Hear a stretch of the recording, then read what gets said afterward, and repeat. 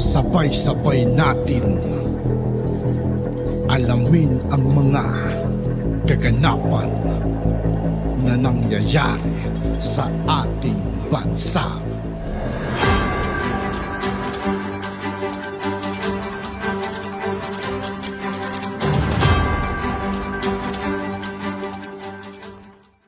Yo, what's up mga kaibigan? This is Itoki po again. Ngayon nandito naman ulit tayo sa channel ni Banat News Update. Dito naman ulit tayo magbibigay ng komento at reaksyon. Kaya samahan nyo ako guys. Let's go!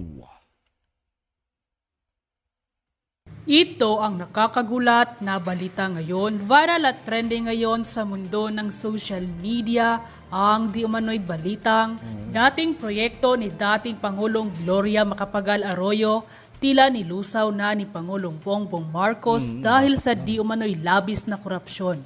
Pero bago ang lahat mga ka-updates, kung bago ka pa lamang sa lahat ng hindi pa nakasubscribe mga kaibigan kay Banat News Update, mag-subscribe na po tayo at huwag nyo rin pong kalimutan mag-subscribe dito sa aking channel.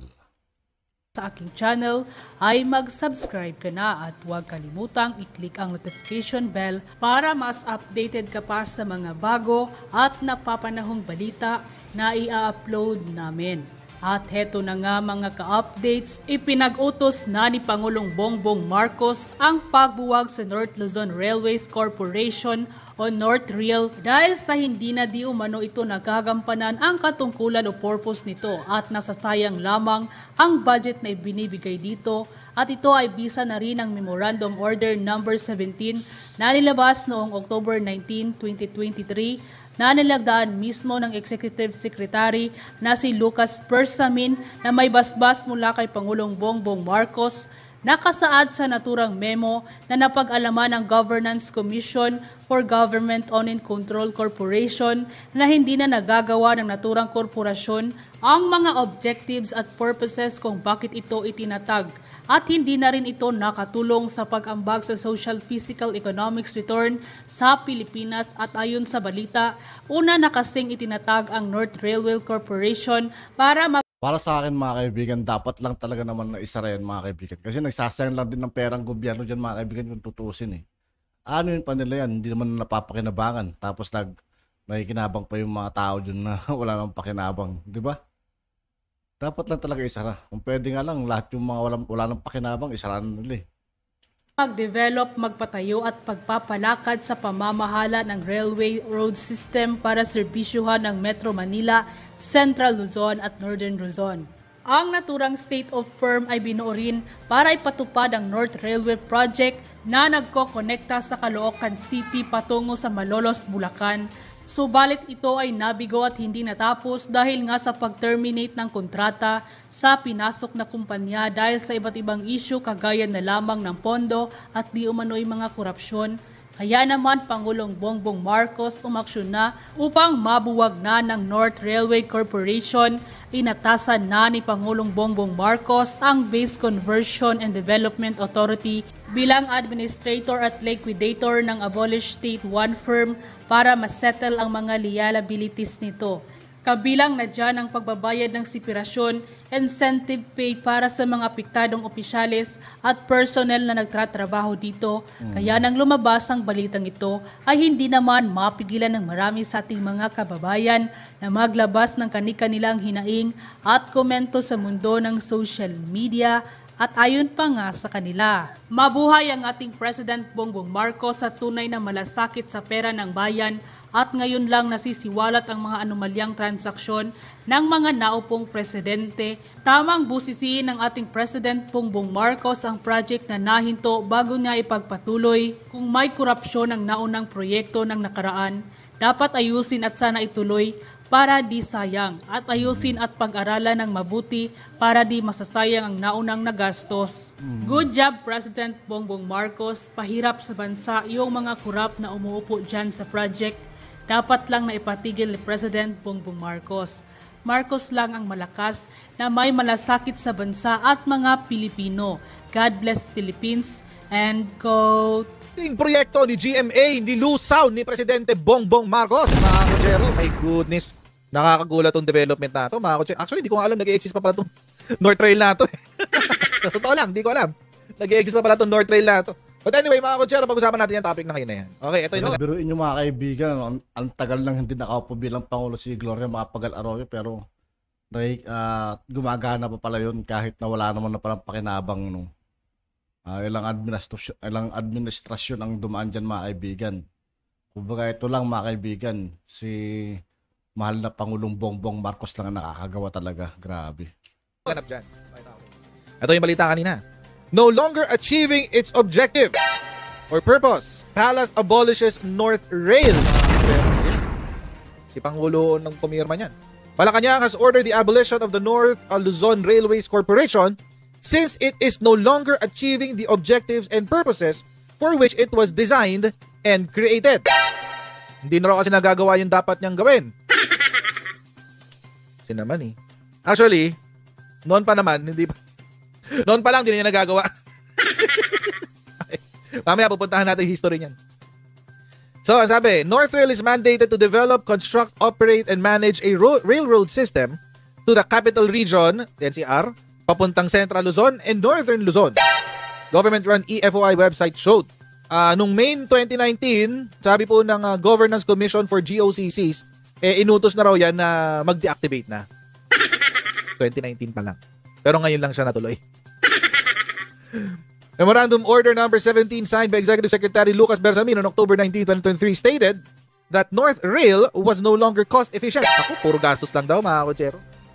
And does not generate the level of social, physical, and economic return vis-a-vis the resource inputs. North Rail is not producing desired outcomes. Naku, sana laging ganito. Sana laging ganito no, mga kutsero, na kapag merong mga proyekto na hindi naman epektibo, pag merong proyekto na hanggang ngayon ay pinupondahan pa rin, pero wala naman ang silbi, tulad ng PCGG. Itanggalin na.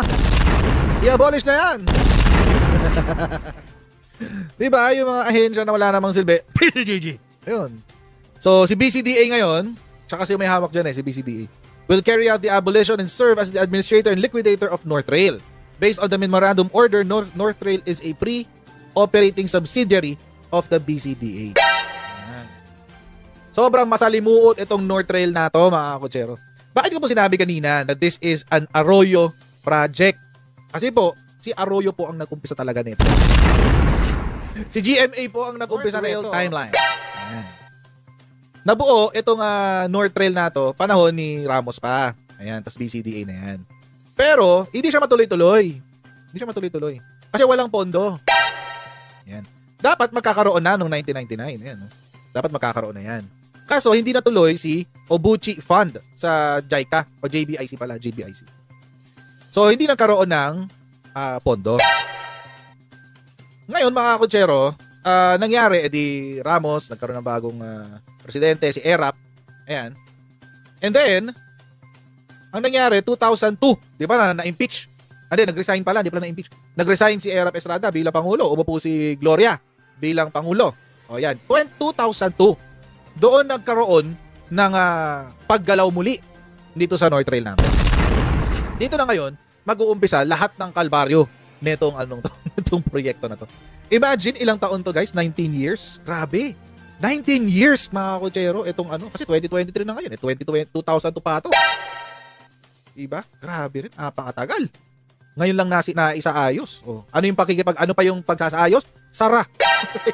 Isara. My goodness. Oh, ito kasing naganap. So, nung September 14, 2002, yung North Rail Project ay isinama ni GMA, parte ng kanyang 8-point agenda. At matapos ng mga meeting kay Chinese President Hu Jintao, nagkaroon po ng MOA. Sa gitna ng China at Pilipinas. So, take note. This is a foreign-funded project entered into by a Chinese company. Fast forward tayo. August 5, 2003. Nagkaroon ng estimate. Ang total daw nagagastusin ay sa Phase 1, Section 1, Caloocan to Malolos, ay 503.04 million. Ngayon mga kutsero, ito pong first phase na ito, ang North Rail kasi, ang gusto niya mangyari, ay magkaroon ng release simula Manila hanggang Clark. Ang ending niya sa Clark. At ang goal, mga kutsero, ay bawasan ang pagbiyahe simula Clark hanggang Manila at pabalik ng Clark paabutin lang siya ng mga 30 minutes. Yun yung gustong mangyari dyan. Ngayon, ganito. Nagkaroon na ng estimate. Ang estimate ay $503.04 million. Yan. Tapos, nagkapirmahan, 2004. Nagkapirmahan. Pumasok ang Exim Bank, Export-Import Bank of China. Sila ang nagpondo ng unang $400 million dito sa proyekto natin. And then, ang Pilipinas, kinarga natin yung butal, yung $107 million. So, meron din tayo dito, parte. Kasi 503.04 million eh. So, ibig sabihin, sobra pa to. So, in total, 507 million ang pondo nitong North Rail Transit. Phase 1 pa lang yun, Phase 1. Ngayon, NRLC made the first drawdown of 150 million. So, kumuha na ngayon ang North Rail ng $150 million noong September 29, 2004. Matapos mag-agree ang CNMEG yata yun CNMEG ng China at ang NRLC, North Rail, na yun nga, sila yung pipirma. So ngayon, nung pumasok yung pera, pumasok na September 29, 2004, nagkaroon ng issue. Ano yung issue? Nagkaroon ng privilege speech si Coco Pimentel. Si Nene Pimentel, yung tatay ni Coco Pimentel. Nagtanong siya. Ang sabi niya, may issue tayo dyan sa North Rail na yan. Ano yung issue? Una, paasaan natin ililipat yung 40,000 na residente na dadaanan nung release ng tren? May problema ka nga naman talaga dyan. Kailangan mo right of way. Okay. Ngayon, eto pa nangyari. So, si Biason, Senator Biason, na recently passed away, ay nag-conduct ng public hearings kung saan ililipat itong 40,000 na to sa tawag dito, sa North Rail, no. Ngayon, natuklasan niya na merong price padding sa kontrata ng North Rail. Ano yung price padding? Ang price padding po, mga kotsero, ibig sabihin, masyadong mahal ang binabayaran ng masyadong mahal ang estimate. Masyadong malaki doon sa actual cost ng construction. Yun. In fact, meron pa nga sinabi merong document na merong balita na sinabi, parang aabot pa raw yun ng 20 million pesos per kilometer. 20 million pesos per kilometer ng release, mga kotsero. Parang may padding nga na naganap. Ngayon, sumunod ito si Enrile. 2005, Juan Ponce Enrile, in his privileged speech, nung senador pa siya, urged the Senate to probe the alleged overpricing and alleged loopholes of the contract between North, ano pangalan yan?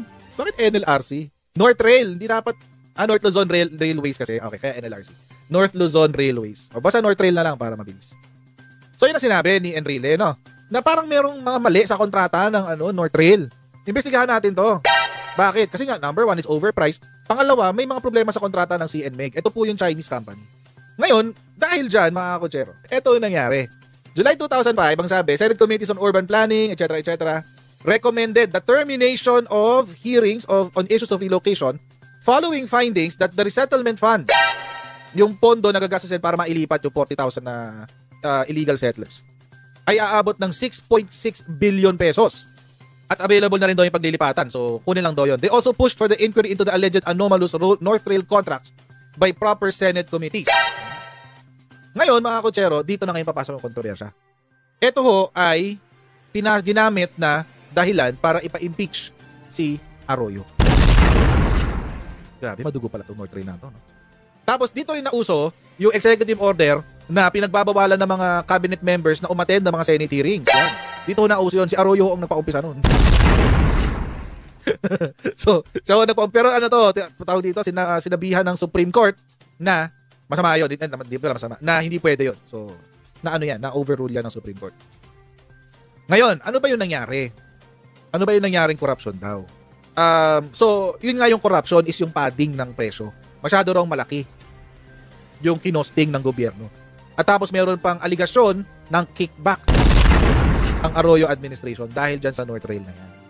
Isa pang naging problema ng North Rail na yan ay ito. Nagkaroon po tayo ng deadlock. Ano po yung deadlock? Ano po yung nangyari? Deadlock po, ibig sabihin, walang galawan, walang gumagalaw. Bakit? Kasi nag-demand ang Chinese contractor dito na bayaran nyo muna kami ng $300 million. Yun ang sinabi ng China. Tapos umuwi yung mga contractor. Bakit daw kailangan? Kasi kailangan daw tanggalin daw muna lahat ng illegal settlers daw. Ayusin daw muna yan bago sila magpatuloy. Bartolome said CNMEG even asked for an additional $300 million in advance to cover project costs. Ang gupang ng mga Chinese, no? Di ba kakakuha lang natin ng loan?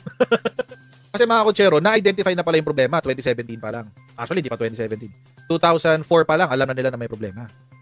Pero hindi nila ginawa ng solusyon. Ang tagal. Simula 2002 hanggang 2023. Ngayon lang nagkaroon ng resolusyon dito. Siguro may proyekto ang Pangulo na totoong North Rail project. Yung totoong gagawa ng tren papuntang norte.